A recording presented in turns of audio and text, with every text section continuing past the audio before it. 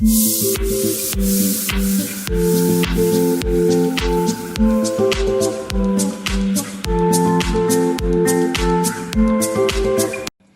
Friends, આજે આપણે બનાવવાના છે દૂધી ચણા દાળનું શાક. એના માટે આપણે દૂધી છોલીને સમાવી દીધી છે અને ધોઈ પણ નાખી છે.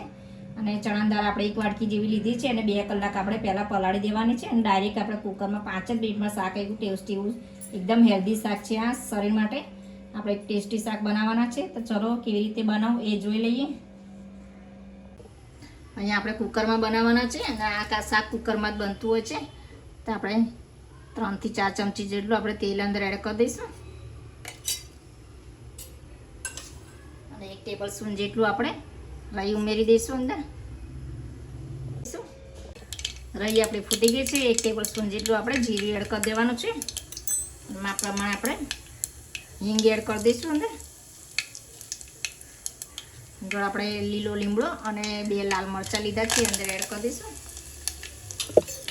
હવે આપણે ચણા દાળ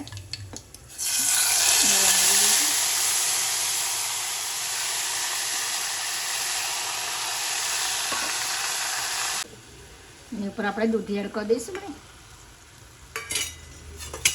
અને હવે આપણે એની ઉપર મસાલો કરી દેવાનો છે. 2 ટેબલ સ્પૂન જેટલું લાલ મરચું એડ કરી દઈશું. 1 ટેબલ સ્પૂન જેટલું આપણે ધાણા જીરું એડ કરવાનું છે. અને 1/2 ટીસ્પૂન જેટલી આપણે હળદર એડ કરી દઈશું. માપ પ્રમાણે આપણે મીઠું અંદર એડ કરી દેવાનું છે. આમાં 1/2 ગ્લાસ જેટલું જ પાણી ઉમેરવાનું છે, કારણ કે દૂધીમાંથી પાણી છૂટતું હોય છે. એટલે આપણે બહુ વધારે પાણી નથી ઉમેરવાનું અંદર. અને આને 2 જ વિસલ વગાડવાની હોય છે.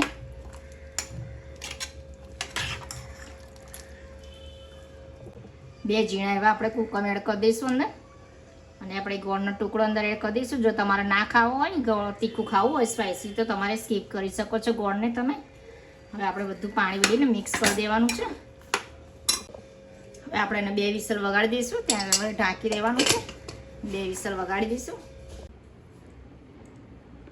આપણું શાક એકદમ ટેસ્ટી એવું થઈ ગયું છે.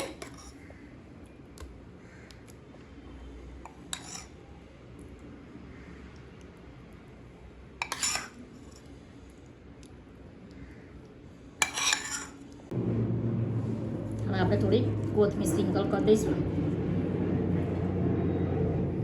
તમને મારી આ રેસીપી પસંદ આવે તો લાઈક કરજો, શેર કરજો અને મારી ચેનલને